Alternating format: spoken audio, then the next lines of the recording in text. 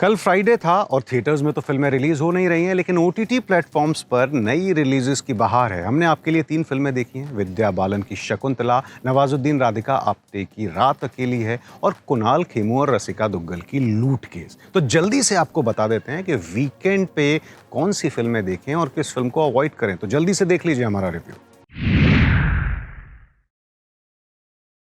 तो सबसे पहले बात शकुंतला देवी की, the story of extra ordinary mathematician यानी ह्यूमन कंप्यूटर शकुंतला देवी। और विद्या बालन अगर किसी फिल्म में है, किसी बायोपिक में, तो एक बात की गारंटी है कि फिल्म देखने में मजा तो बहुत आएगा। So Vidya is dramatic, bombastic and brilliant in this entertaining and emotionally engaging Shakuntala Devi. कहानी 1940 से 2000 तक की पीरियड फिल्म है और कहानी को, शकुंतला देवी की कहानी को उनके बेटी के नजरिए से दिखाया गया है। और ये बात, ये थ्रेड इस फिल्म को बहुत इमोशनली एनरिच कर देता है।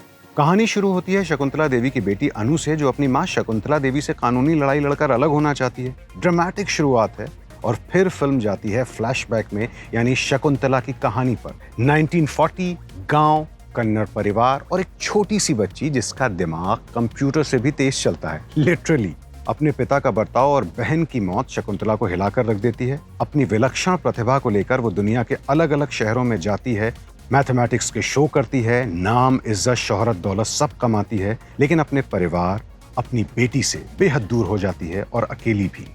डायरेक्टर अनु मेनन की बहुत तारीफ करनी होगी, क्योंकि वो फिल्म में रोने धोने ड्रामे या मेलोड्रामा के चक्कर में नहीं पड़ी हैं। फिल्म में शकुंतला ना तो बेचारी दिखती है, ना ही नेगेटिव दिखती है, बल्कि बहुत लिबरेटिंग किरदार है। बड़े आदमियों की दुनिया में शकुंतला बड़ी औरत बनना चाहती है और फिल्म के हर सीन में ये लेयरिंग नजर आती है। उसे पता है कि उसका एक परिवार, एक बेटी है, लेकिन शकुंतला हर हाल में अपनी जिंदगी को भरपूर जीना चाहती है। शकुंतला की बेटी जब उससे कहती है कि आप दूसरी माओं की तरह नॉर्मल क्यों नहीं हो सकती, तो शकुंतला जवाब देती है कि जब अमेजिंग हो सकती हूं तो नॉर्मल क्यों बनूं। और यही फिल्म का थ्रेड है, पूरी फिल्म का थीम और शकुंतला देवी के किरदार का थीम है। और इसीलिए ये फिल्म बहुत लिबरेटिंग लगती है।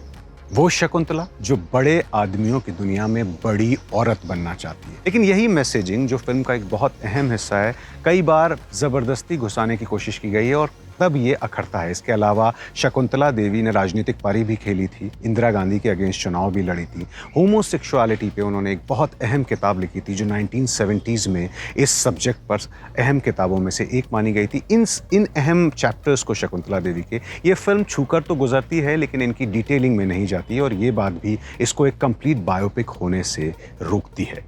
इसके अलावा फिल्म का क्लाइमैक्स भी बहुत ज़्यादा फिल्मी हो गया है। सब कुछ ठीक चलते चलते लास्ट में शायद वो मजबूरी रही होगी कि एक फिल्म की तरह कुछ क्लाइमैक्स में ट्विस्ट देना है, तो वो फिल्मी क्लाइमैक्स है, उससे बचा जा सकता था, लेकिन ठीक है, वो एंटरटेनिंग है। वैसे भी जब फुल फॉर्म में विद्या बालन हो, साथ में सान्या मल्होत्रा, जिशु सेनगुप्ता और अमित साध, जो आजकल सर्वव्यापी हैं, पूरी कास्ट ने मिलकर शकुंतला देवी फिल्म में जान फूंक दी है। इस हफ्ते ओटीटी प्लेटफॉर्म्स पर रिलीज हुई सारी फिल्मों में सबसे बेहतर विद्या बालन की शकुंतला देवी है। देख डालिए इस वीकेंड। और इस हफ्ते रिलीज हुई दूसरी फिल्म है नवाजुद्दीन राधिका आप्टे की रात अकेली है। डायरेक्टर हैं हनी त्रेहन। डार्क है फिल्म, सस्पेंस वाली है, स्वैग भी है, राधिका नवाजुद्दीन की केमिस्ट्री में स्पार्क भी है, लेकिन कमी भी है फिल्म में, वो भी बताएंगे।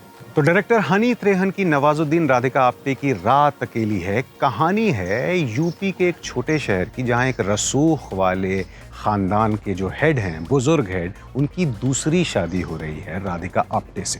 लेकिन शादी की रात को हो जाता है इनका मर्डर। सस्पेक्ट उनकी नई पत्नी यानी दूसरी पत्नी भी हैं और पुरानी भी। इसके अलावा शक हवेली में मौजूद हर शख्स पर है। और इस जटिल केस को सुलझाने निकलते हैं इंस्पेक्टर जटिल यादव, जो कभी दबंग के सलमान खान नजर आते हैं तो कभी शूल के मनोज बाजपेयी। लेकिन बड़ी बात यह है कि नवाजुद्दीन सिद्दीकी अपना जादू चला देते हैं। राधिका आप्टे के साथ उनकी जो टेंशन वाली केमिस्ट्री है ना, मोहब्बत वाली, वो बहुत अच्छे सीन है। इंस्पेक्टर जटिल यादव के किरदार पर बहुत मेहनत की गई है। खास तौर पर जटिल और उनकी माँ, जिनका रोल इला अरुण ने प्ले किया है, वो बहुत रियलिस्टिक हैं और बहुत मज़ेदार हैं। जटिल अपने रंग रूप को लेकर भी बहुत कॉन्शियस हैं, तो फेयर एंड लवली लगाते भी दिखाई देते हैं। तो बड़ा रियलिस्टिक एक छोटे शहर का पुलिस वाला है, उसका पोर्ट्रायल बहुत रियलिस्टिक है। यहाँ फिल्म बिल्कुल नहीं चूकती। जहाँ तक कैरेक्टराइजेशन का सवाल है, फिल्म बहुत स्ट्रॉन्ग है। फिल्म चूकती है अपनी रफ्तार पर। फिल्म 2 घंटे से ज़्यादा की है और ये फिल्म का कमज़ोर पॉइंट है, क्योंकि एक बहुत अच्छी शुरुआत के बाद फिल्म इतनी बोझिल हो जाती है कि कई बार लगता है कि इतना खूबसूरत मूड है, इतने बढ़िया कैरेक्टर हैं, टेंशन भी लगातार चल रही है, वो टेंशन ढीली पड़ने लगती है। आपको लगता है कब ख़त्म होगी। और किसी भी फिल्म या किसी भी वेब सीरीज़ के लिए रफ्तार एक बहुत अहम फैक्टर है। इस फैक्टर पे रात अकेली है चूक जाती है। यानी जो शानदार मूड क्रिएट करते हैं डायरेक्टर हनी त्रेहान, वो परेशान करने लगता है कि अब कहानी भी तो आगे बढ़े। एक बहुत अच्छे क्लाइमैक्स को भी ये हल्का बना देती है। लेकिन वही बात है, नेटफ्लिक्स पर रिलीज हुई है, आराम से आप घर पर बैठकर देख रहे हैं, तो इतना गलती तो माफ है। देख लीजिए रात अकेली है।